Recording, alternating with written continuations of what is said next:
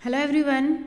कल वाला जो वीडियो था ना बच्चों, उसमें क्या हुआ था कि जो एनसीसी कैडेट्स की मैं ड्यूटीज बता रही थी ना, जो भी ड्यूटी है जिम्मेदारी, उसके बारे में मैं आप लोगों को बता रही थी। लेकिन कल क्या हुआ था कि आई थिंक 3 या 4 टॉपिक के बाद, यानी 3 या 4 सेंटेंस के बाद आई थिंक वीडियो कट हो गया था। तो आज मैं सेकेंड पार्ट बना रही हूँ। ओके, तो हम इसी टॉपिक जो हमारा परेड और शिविर के दौरान, शिविर यानी वो जो हमारा कैंप होता है ना, कैंप के दौरान एनसीसी कैडेट की क्या क्या ड्यूटीज होती है, तो आज हम उसके बारे में थोड़ा जो टॉपिक्स हमारे रह गए थे, जो लाइन्स हमारे रह गए थे, उसको हम कवर करने की कोशिश करेंगे। Okay, let's start.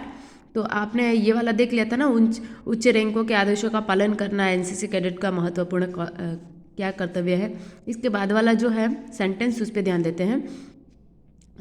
Sentence number 4, प्रत्येक कैडेट को पूरे उत्साह के साथ शिविर गतिविधियों में भाग लेना चाहिए। शिविर गतिविधियाँ यानी क्या कि आप जो 10 डेज का कैंप जाते हो, है ना, तो उसमें आप लोगों के सारे जितने भी एक्टिविटीज़ होती है वहाँ पे कंडक्ट करवाई जाती है, उसमें आप लोगों को बढ़ चढ़ के हिस्सा लेना चाहिए। क्योंकि हर एक जो कंपटीशन होता है या कोई भी एक्टिविटी होती है, उसके अंदर जीत ही मैटर नहीं करता, आपको बहुत कुछ सीखने को भी मिलता है ना। अगर आप उस चीज़ में समझ लो कि पायलटिंग का एक एक्टिविटी आया है कि पायलटिंग में कौन कौन पार्टिसिपेट करेगा, तो कई बच्चे क्या कहते हैं, मुझे पायलटिंग तो आता ही नहीं है, कौन सीखेगा, रहने दो, या मुझसे तो अच्छा परेड ही नहीं होता, मैं पायलटिंग कैसे कर पाऊँगा, वगैरह वगैरह सोच के है ना, वो वैसे गतिविधि में भाग ही नहीं लेते हैं। तो वो एक्चुअली क्या होता है, एक तो वो सीखते नहीं हैं। ठीक है, कैंप में जाने का कोई फ़ायदा नहीं ना। अगर आप कैंप में जा रहे हो तो हर एक एक्टिविटी में आपको पार्ट लेना चाहिए। तो ये जो सेंटेंस है इस बारे में ये समझा रहा है। ठीक है, इसके बाद वाला सेंटेंस देखिए क्या है, हमेशा उचित बाल काट लें। इधर कट नहीं होगा, काट होगा। ठीक है, कटवाएं या काट लें। ठीक है, हमेशा उचित बाल काट लें और वर्दी का साफ और सही पैटर्न में पहने। जूतों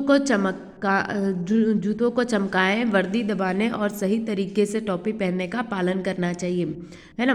आप जो यूनिफॉर्म पहनते हो, एनसीसी के जो यूनिफॉर्म पहनते हो, उसको स्मार्ट तरीके से पहनना चाहिए। ऐसा नहीं लगना चाहिए कि मतलब ऐसा नहीं लगना चाहिए कि आप किसी गेट पे बैठे हुए सिक्योरिटी गार्ड की तरह, है ना, कि वो हम ऐसा नहीं बोलते कि चपरासी जैसा पहन लिया, ऐसा नहीं पहनना चाहिए आपको।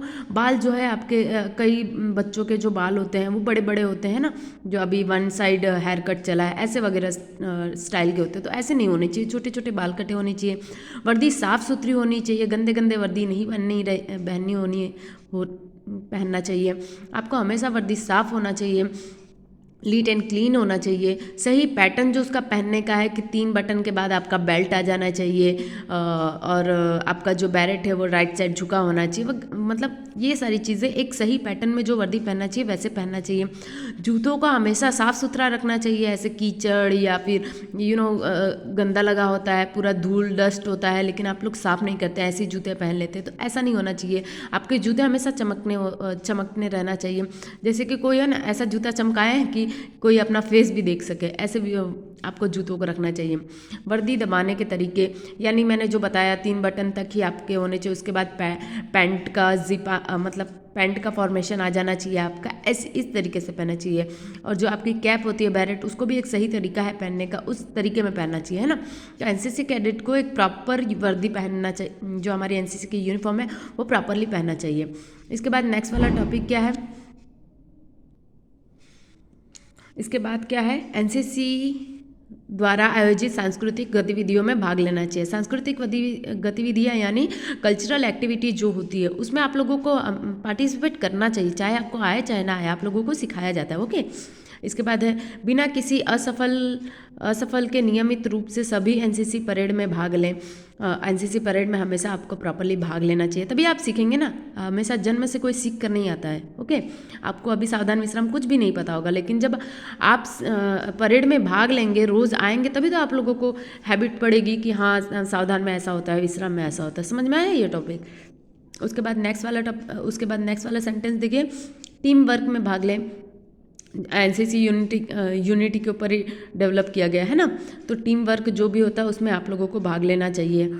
ओके, दूसरा है, वरिष्ठों को पूरा सहयोग करें, यानी आपके जो ऊपरी अधिकारी हैं या आपके जो सीनियर कैडेट्स हैं, उनका पूरा सहयोग करना चाहिए आप लोगों को। इसके बाद है, साहसिक गतिविधियों को आगे बढ़ाएं। साहसिक गतिविधियाँ यानी एडवेंचर एक्टिविटीज़ में आप लोगों को पार्ट हमेशा लेना ही चाहिए, आगे बढ़ाना चाहिए, है ना।